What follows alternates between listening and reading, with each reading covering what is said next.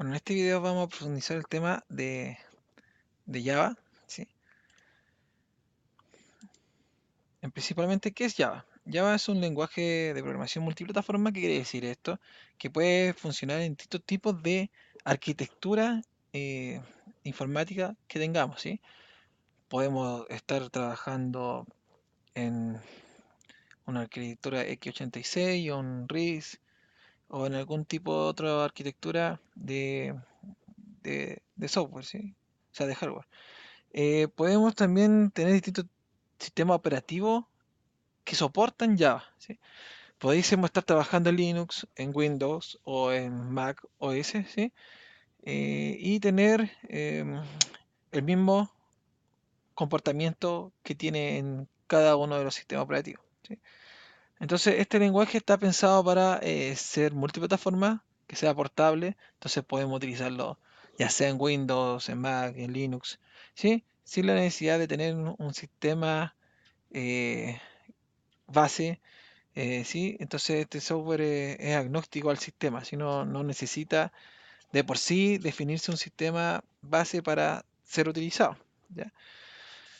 Eh, entonces, este lenguaje posee la particularidad eh, de que se puede entonces ejecutar en distintos dispositivos, puede ser hasta un smartphone, ¿sí? Nació particularmente para la interacción entre dispositivos electrodomésticos, no sé, un refrigerador, una microonda, una lavadora, un televisor, sí, pero se fue eh, integrando y desarrollando para temas empresariales, ¿sí?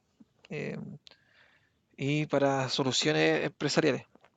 Nosotros el Java que vamos a utilizar es Java básico, entonces tiene librerías básicas de Java, no tiene librerías empresariales que nos podrían permitir dar solución a distintas casuísticas importantes de temas laborales, pero en otras capacitaciones sí vamos a ver esos componentes. En esta capacitación vamos a ver, entonces, vamos a profundizar qué es Java, ¿sí? Este lenguaje de programación, entonces, para que pueda ser utilizado en distintas plataformas, utiliza una Java Virtual Machine o una máquina virtual, ¿sí?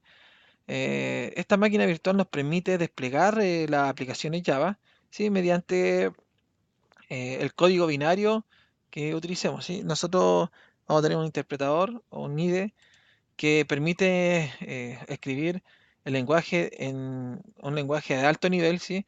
¿Qué quiere decir esto? Que es procesado por una persona con un mayor entendimiento del lenguaje y después esto es procesado y transformado a un lenguaje máquina, ¿sí? Si yo me voy a las propiedades de este proyecto que fue utilizado en la clase anterior, pudiésemos ver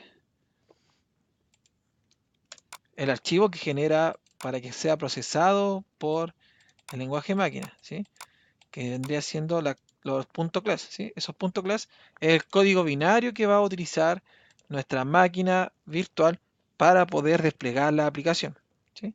Entonces nos facilita mucho el tener esta máquina virtual, ya que podemos desplegarlo ya sea, como dije, como mencioné anteriormente, en un sistema operativo con Linux, con cualquier distribución de Linux, con cualquier Windows que pueda permitir levantar esta máquina virtual, con cualquier Mac OS que pueda levantar esta máquina virtual.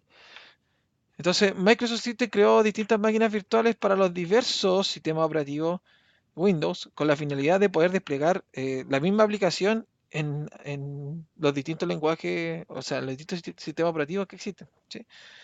Entonces, esta máquina virtual, como les dije, permite ejecutar los puntos class, que es el código binario que interpreta esta máquina, ¿sí? Independientemente del sistema operativo que maneje, siempre y cuando tenga la máquina virtual que le indiqué, ¿sí? Eh, entonces, la JVM viene también con el Java Development Kit o viene en un Java Runtime Environment, ¿sí? Uno es para ejecutar solo la aplicación, ejecutar un punto class, y el otro ya es para desarrollar. El Java Development Kit nos sirve para desarrollar, que es la herramienta que debiésemos tener instalada para poder utilizar nuestro IDE ya sea NetBeans, Eclipse u otro particular, ¿sí?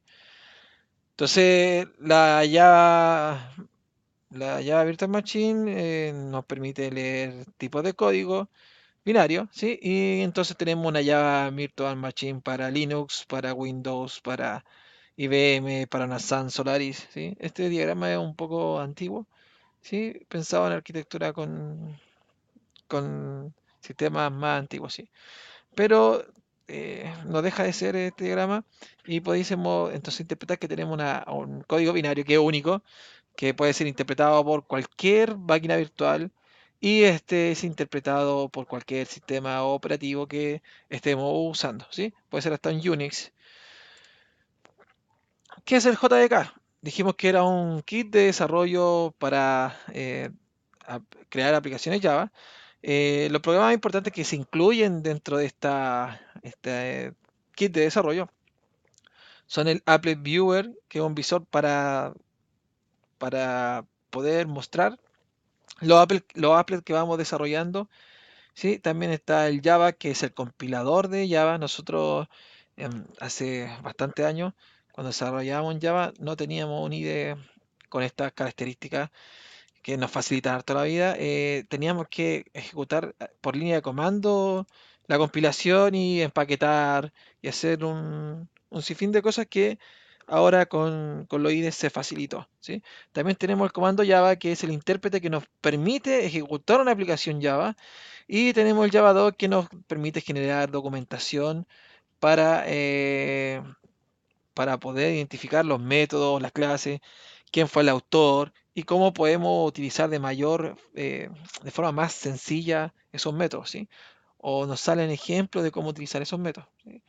El JDK tiene entonces un compilador también integrado que nos permite convertir código fuente en bytecode, que es el código binario que lee la máquina JVM, que fue la que mencionamos anteriormente, ¿sí? Entonces, este kit es importante tenerlo instalado para poder desarrollar cualquier aplicación Java. ¿Sí? ¿Cómo instalar JDK? Voy a disponibilizar un video, ¿sí? En cómo se debe instalar en cada una de las versiones, ya sea Windows o Linux, ¿sí? ¿Qué herramientas nos sirven para poder desarrollar? Existen distintos tipos de aplicaciones para desarrollar en Java, ¿sí? Siendo las más importantes Eclipse y NetBeans y Oracle Developer, ¿sí? El BlueJ es utilizado bastante en las universidades para poder empezar a desarrollar, ¿sí? Pero como en varias partes estudian carreras técnicas, que es de vital importancia aprender la mayor cantidad de desarrollo en un corto plazo, no les recomiendo utilizar el BlueJ. El BlueJ es más para temas pedagógicos universitarios donde tienen un mayor tiempo de desarrollo en cada uno de los ramos que poseen, ¿sí? Yo les recomendaría utilizar el Eclipse o el NetBeans, ¿sí? Que son herramientas IDE que nos facilitan el desarrollo y nos agilizan la velocidad del desarrollo, ¿sí? Disminuyendo las trabas y las capacidades de desarrollo, de comprensión que vamos teniendo del lenguaje, ¿sí? El JDeveloper también es bastante utilizado, pero ya eh, con aplicaciones propiamente tal de Oracle, ¿sí? Eh, no sé, un Oracle Suite, un OSB, Oracle Service Bus, cosas o soluciones que son propias de ellas, ¿sí? Así que les recomiendo utilizar cualquiera de estos dos IDE. Que tiene más soporte por comunidad es el Eclipse y tiene un montón de add-ons y plugins que nos agilizan el desarrollo, nos permite ver distintos tipos de lenguaje de programación. Podemos estar trabajando en Eclipse con PHP, con Java, con C++, entre otros tipos de lenguajes, ¿sí? Hace un par de años se utilizaba Eclipse para desarrollar en Android. Ahora Android hace bastante años sacó un SK propio, así un IDE que nos permite hacer lo mismo, ¿sí? También vamos a agregar un video tutorial de cómo instalar Eclipse. En este video no se va a ver, pero se va a agregar un link para poder instalar Eclipse, ¿sí? En los distintos, en los dos, yo diría, eh, lenguaje, o sea, sistema operativo más usado, que es Linux y Windows. En realidad Windows es bastante más usado que el Linux. Linux tiene una baja tasa de, de gente que utiliza este sistema, pero cuando estamos desarrollando es muy rápido y ágil. Se lo recomiendo. Si es que no tienen dinero para comprar o tener un Mac, ese sistema es bastante rápido también, pero ustedes con Linux podrían hacer lo mismo y más que en Windows y en Mac. Vamos a crear un ejercicio, sí, un ejercicio bien práctico de cómo utilizar Eclipse, ¿sí? Entonces vamos a seguir las instrucciones. Vamos a crear, entonces voy a cerrar esto que está acá. Vamos a crear eh, un proyecto Java. Podemos colocar new Java Project o seleccionar este icono y buscar Java Project, ¿sí? Y vamos a darle el nombre que sale aquí en esta diapositiva, ¿sí? Dice que se llama clase 01 ejercicio. A ver, voy a aumentar. Clase 01 ejercicio 01, ¿sí? Entonces vamos a crear la clase 01 ejercicio 01.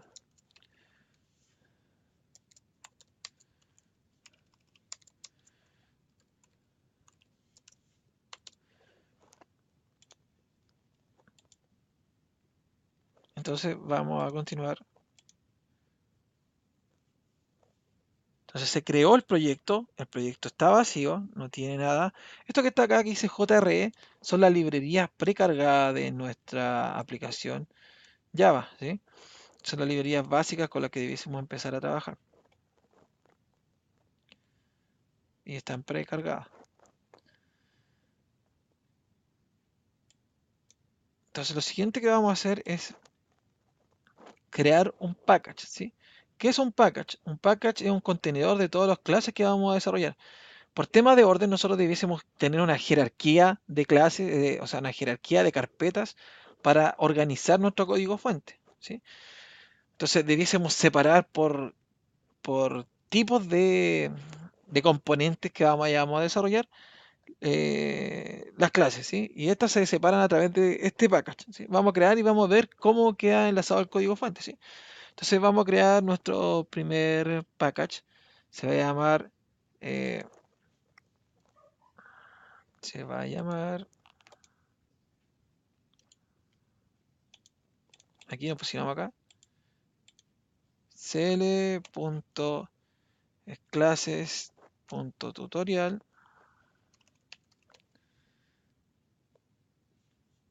¿sí? Y vamos a crear nuestra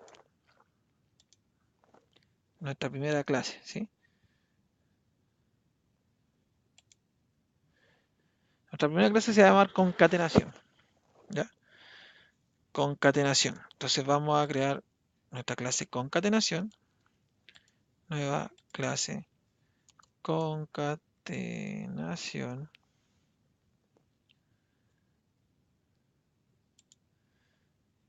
¿sí? Y vamos a definir un método estático, un método main, un método principal para que se ejecute este software, ¿sí? Entonces vamos a trabajar, vamos a concatenar un texto, ¿sí? El texto va a decir primera concatenación, concatenando texto, ¿sí? Y vamos a colocar imprimiendo y vamos a imprimir ese texto, ¿sí? Entonces vamos a definir una variable de tipo string, ¿sí? ¿Cuántos tipos de datos posee Java? Java posee, voy a mostrar aquí los tipos de datos, ¿sí? Java posee 8 tipos de datos primitivos, ¿sí? Ojo con esto, son datos primitivos. ¿Qué quiere decir esto? Que almacena solo la información definida, ¿sí?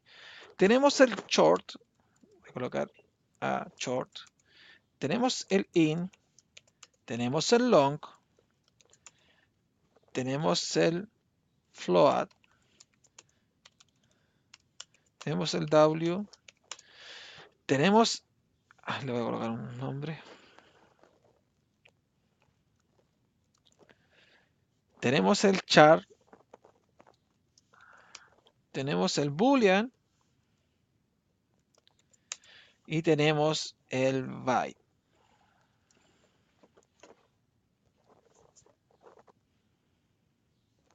¿Sí? Esos son los 8 tipos de datos primitivos que tiene Java. Cada uno tiene un tamaño máximo de información que puede almacenar. ¿Sí?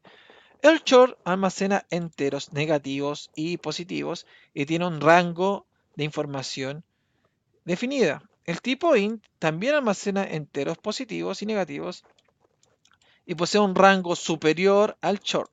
¿Sí? Esto se puede buscar en la documentación de Java. El long también almacena rangos de enteros positivos y negativos superiores al int. Y tenemos el float que almacena información decimal, ¿sí? Entonces podemos almacenar un número con decimales, con una precisión definida y la particularidad que tiene esta clase, o sea, este tipo de dato primitivo, es que almacena información en base 9. Nosotros trabajamos en base 10, ¿sí? Toda la matemática que hemos pasado en el colegio está en base 10, ¿sí? Este dato trabaja en base 9, por ende pierde precisión cuando se trabaja con este dato. Si trabajan con información que tenga muchos decimales, no es recomendable usar este dato. ¿Sí? Si están trabajando con notación científica y quieren un software informático para, eh, para cálculos matemáticos muy grandes, exponencialmente grandes o exponencialmente pequeños, no les recomiendo trabajar con Java. Hay otros lenguajes que manejan la precisión mucho mejor que este. ¿Sí?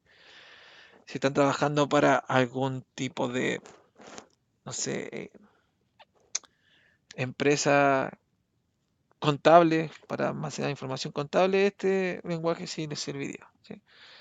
Si están trabajando en el mundo de la ciencia, les sirve, pero tienen que tener ojo con los decimales. ¿Sí?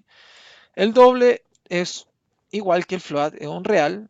Podemos almacenar información decimal y entera, sí, con una precisión mayor al float. El char permite almacenar un carácter, ¿sí? Podemos almacenar una letra, la A, la B, la C, o un carácter específico, la coma, ¿sí? Pero solo almacena un carácter.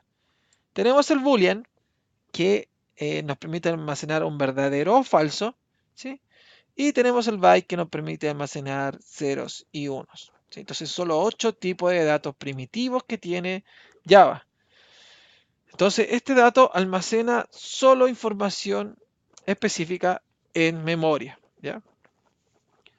Ahora tenemos tipo de datos envoltorios o wrapper, ¿sí? O wrapper, ¿sí? Entonces, estos son el short, que ya es una clase, el integer, vamos a colocar GK, tenemos el integer, el long,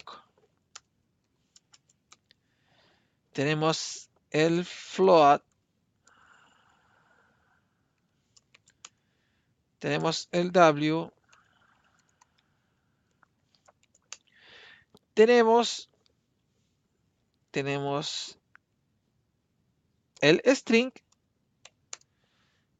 el string es de tipo, así voy a colocar cualquier letra.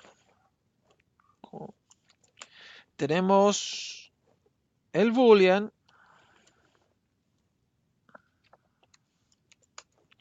y tenemos el byte, ¿sí? ¿Cuál es la diferencia entre estos tipos de datos primitivos y estos que son wrapper? Estos son envoltorios. ¿Qué quiere decir que sean envoltorios? Si nos dirigimos a la clase short, vamos a ver que dentro tenemos información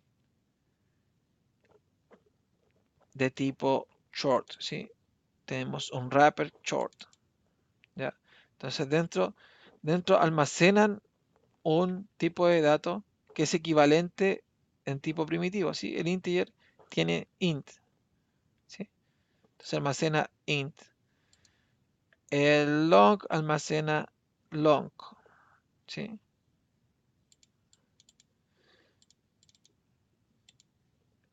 El float almacena float primitivo. El w almacena un w primitivo. El string es distinto, almacena un char, pero es un arreglo de char. Más adelante vamos a ver qué es un arreglo. Entonces tiene un char.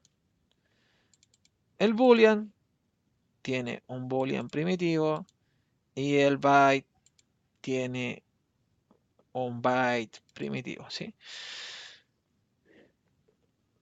¿Cuál es la diferencia entre tener un tipo de dato primitivo y una clase? Que una clase puede tener, como dijimos, atributos, métodos. Entonces podemos tener más acciones sobre un tipo de dato short, ¿sí? Un short clase, ¿sí? Un short wrapper. No sé, con esto podemos solo asignar información, pero en cambio si queremos manipular K, podemos obtener un montón de métodos que tiene ya definido esta clase. Podemos transformar un short en un string, en un byte, compararlo con otro tipo de clase short, podemos transformarlo eso en un W, podemos verificar si un objeto short es igual a otro objeto short, podemos transformarlo a float, podemos transformarlo a int, ¿sí? Podemos hacer varias cosas. Podemos transformar un string a short, ¿sí? Entonces, en definitiva, nos permite hacer mucho más cosas que una variable primitiva que solo almacenar información, ¿sí? Nos permite almacenar información y manipular esta información con métodos ya predefinidos, ¿sí? En cambio, un atributo primitivo solo almacena la información. Si quisiésemos hacer alguna transformación, debiésemos hacerlo de manera manual, pero estos wrappers ya tienen definido cierto comportamiento. ¿Ya? Hay que tener ojo, sí, en cuándo van a ocupar cuál, ¿sí? Porque uno almacena o ocupa más espacio en memoria que otro, ¿sí? Estos wrappers almacenan o ocupan más información dentro de la memoria que un char que solo tiene un dato específico, ¿sí? Entonces después de esta explicación, vamos a continuar con el ejemplo, que es de concatenación, que dice que tenemos que crear un string primera concatenación igual a concatenando más texto concatenando texto, sí. Después voy a colocar primera concatenación igual a imprimiendo más primera concatenación, ¿sí? Y vamos a imprimir esto a través del system.out.println y el shortcut o el atajo es escribir solve control espacio. Y aquí vamos a imprimir la información de ese texto almacenado. ¿Ya? Vamos a explicar con detalle. Tenemos una clase que se llama concatenación, que no tiene ningún atributo, solo tiene un método principal porque esta clase va a ser una clase que va a ejecutar nuestro programa, ¿sí? Entonces, como tiene un main, el main es el método que ejecuta un programa dentro de Java, ¿sí? Entonces, debiésemos tener una clase dentro de nuestra aplicación que tenga un método main para ejecutar el software, ¿sí? Entonces, este método va a ejecutar el software. Lo que va a hacer es primero crear una variable de tipo string. Dijimos que el string almacena texto, ¿sí? O cadenas de texto. Ya, más adelante vamos a explicar cómo funciona en sí y cuáles son las buenas prácticas y malas prácticas de utilizar este texto, esta variable wrapper string. Entonces vamos a almacenar el texto concatenando con un espacio más texto y otro espacio, ¿sí? Eso va a quedar almacenado en esta variable Una vez almacenado en esa variable, vamos a sobreescribir la variable con el texto imprimiendo más el valor anterior que había escrito acá, a ese imprimiendo y vamos a imprimir. ¿Sí? Le voy a dar ejecutar para que veamos lo que pasó con el texto. Dice imprimiendo concatenando texto. ¿Sí? Vamos a utilizar una cosa que se llama debug. ¿Sí? Vamos a colocar un punto de quiebre, vamos a seleccionar acá con doble clic. ¿Sí? Eso se llama punto de quiebre y vamos a ejecutar el programa en modo debug, en modo de depuración. ¿Sí? Y vamos a colocar debug as Java application. ¿Sí? Esto va a hacer que nuestro software se pare línea a línea y vamos a poder ver qué está ocurriendo. ¿Sí? Nosotros tenemos aquí una variable, ¿sí? Y todavía esta línea no se ha ejecutado. Estamos a la espera de que se ejecute esa línea. ¿Sí? Entonces nosotros podemos perfectamente verificar qué está haciendo este pedazo de línea de código. Si colocamos, lo seleccionamos y colocamos inspeccionar, dice que el texto que está ahí va a quedar de esta forma, concatenando texto. ¿Sí? Si yo presiono F6, creo que hacemos un next o una siguiente línea y esta variable ya quedó definida. Vamos a ver qué tiene esa variable. Nos posicionamos, colocamos inspeccionar y dice que la variable primera concatenación tiene el texto concatenando texto. ¿Sí? Ahora, nosotros si queremos saber qué resultado tiene esta expresión, vamos a colocar con el secundario inspect y dice que esa expresión tiene imprimiendo concatenando texto. ¿Sí? Si aprieto F6, ahora recién se le asignó a la variable primera de la concatenación el valor de esa expresión, la cual queda imprimiendo concatenando texto. Y ahora vamos a imprimir ese valor a través del show.println y imprimió el texto imprimiendo concatenando texto. ¿Sí? Entonces esto sería nuestra primera parte del software que vamos a desarrollar. ¿Sí? Entonces, una de las formas de concatenar texto es utilizando la expresión más. ¿Sí? Otra forma es utilizar un método que tiene definido el string. ¿Sí? Nosotros pudiésemos utilizar, como esto ya es un string o un texto, pudiésemos colocar aquí punto concat.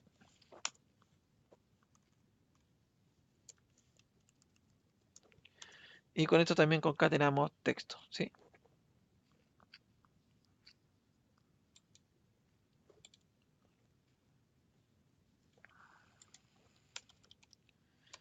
Concat y concatenamos a ese texto la variable definida anteriormente. Y si lo ejecutamos, tendríamos el mismo resultado. ¿Sí?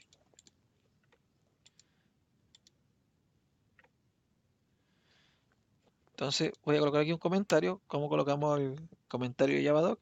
Es slash asterisco asterisco y presionamos enter. ¿Sí?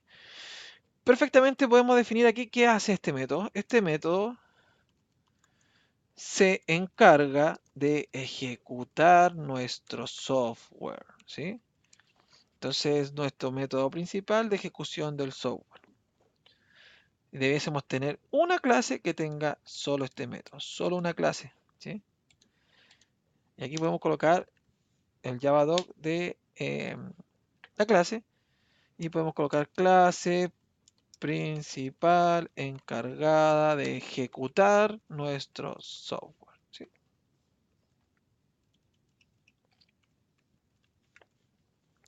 Y aquí está el autor, podemos colocarle fecha para poder registrar la información de quién fue el responsable de crear la clase. ¿Ya?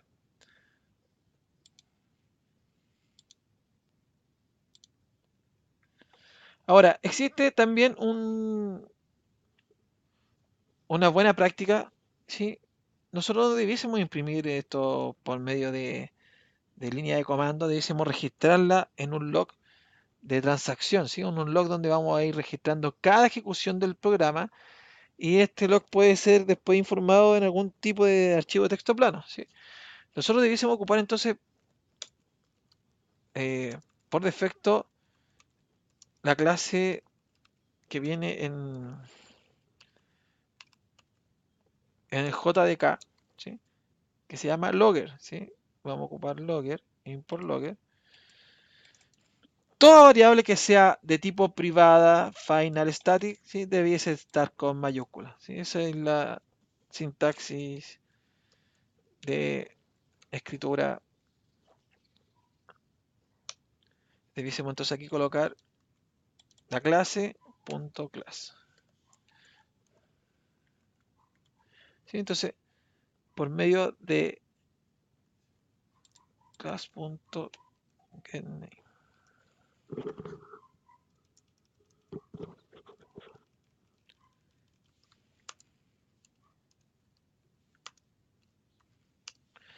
Entonces, mediante este log vamos a imprimir la información, ¿sí?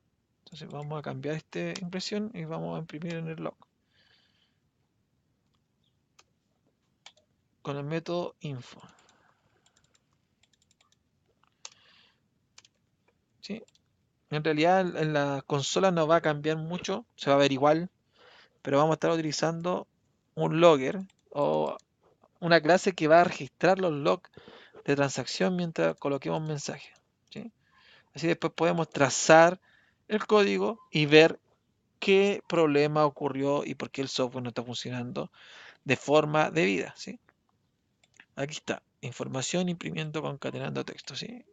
A qué hora ocurrió, ahí sale la hora de ejecución y qué método se ejecutó, ¿sí?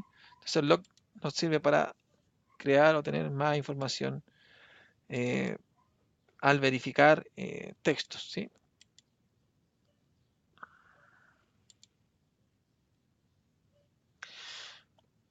Existe otra clase que permite agregar texto y concatenarlo, ¿sí? Que está optimizada para el uso de la concatenación de información en un ciclo, ¿sí? Si nosotros queremos hacer un ciclo e ir concatenando información mediante el ciclo, debiésemos ocupar por temas de memoria el string builder, ¿sí? No ocupar el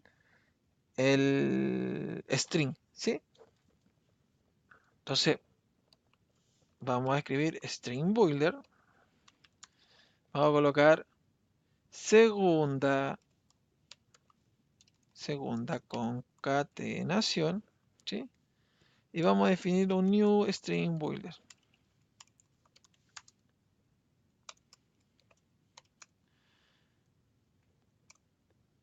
Entonces vamos aquí a colocar segunda concatenación, va a ser igual a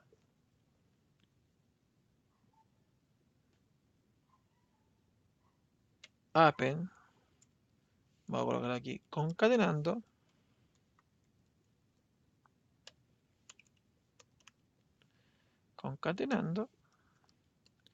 punto append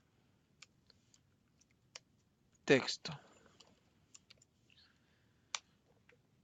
Y vamos a colocar aquí segunda concatenación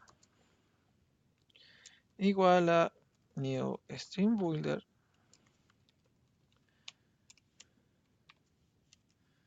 Vamos a pasar el valor imprimiendo.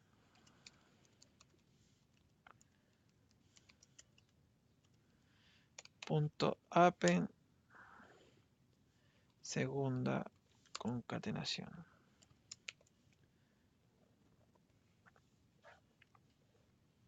¿Sí?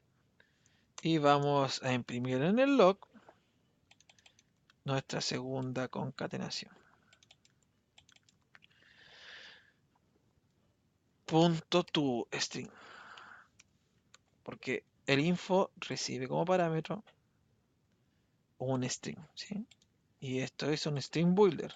La forma de pasar un string es a través del to string. Si yo ejecuto esto, vamos a tener exactamente el mismo resultado, ¿sí? ¿Cuál es la diferencia? Que al momento de crear el texto que tenemos acá y concatenarlo con el otro texto, tenemos dos variables distintas en memoria de la información, ¿sí?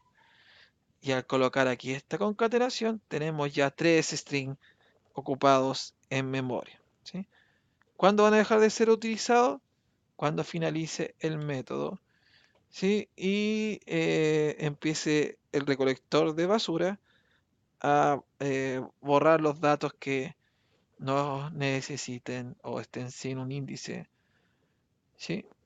Entonces, es importante utilizar el Stream Builder en los casos de que tengamos que hacer concatenaciones en un flujo iterativo, ¿sí? Pudiésemos tener perfectamente aquí un for o un while, que son sentencias de iteración que vamos a ver más adelante, y debiésemos utilizar o procurar utilizar el Stream Builder por el tema del uso excesivo de memoria, ¿sí? Existe otra variable que se llama Stream Buffer, y que esas son utilizadas en hilos, ¿sí? Que eso lo vamos a ver más adelante. ¿Cuándo entonces debiésemos ocupar esto? Cuando haya un ciclo. Ejemplo, voy a hacer un ciclo for, voy a colocar, no sé, in igual 0 y más y menor a 10 y más. Ejemplo, si quisiésemos concatenar, colocar tercera concatenación. Si quisiésemos concatenar textos dentro de un ciclo, hace punto append iteración, y voy a colocar aquí, y con backslash n hacemos un salto de línea, y después quiero, no sé, hacer algo con esto, como imprimirla. En este caso debiésemos utilizar un string builder en vez de un string. ¿Se puede hacer el string? Sí, pero va a gastar mucho más memoria porque cada vez que haga la iteración por ciclo va a crear un nuevo arreglo de chart, ¿sí? Eso lo vamos a entender un poquito más cuando veamos arreglos. Si le coloco iteración, ¿sí? Ahí está iteración 0, 1 hasta la 9. Entonces, en estos casos que empecemos a iterar y a concatenar texto dentro de un ciclo iterativo, hay que procurar de utilizar Stream Builder por sobre Stream por temas de recursos, ¿sí? Eso es lo que vamos a ver en esta parte del tutorial, ¿sí? Vamos a seguir profundizando en temas de la orientación de la programación orientada a objetos. Esto fue más que nada eh, un resumen. Un resumen de la clase es la utilización de Java, de qué es Java, eh, qué es un lenguaje multiplataforma, cómo estamos utilizando Java, cuáles son los tipos de datos de Java, ¿sí? Esto lo vamos a profundizar más adelante. ¿Sí? Y hicimos un ejemplo bien pequeño de un programa que nos permite eh, concatenar texto. ¿Sí?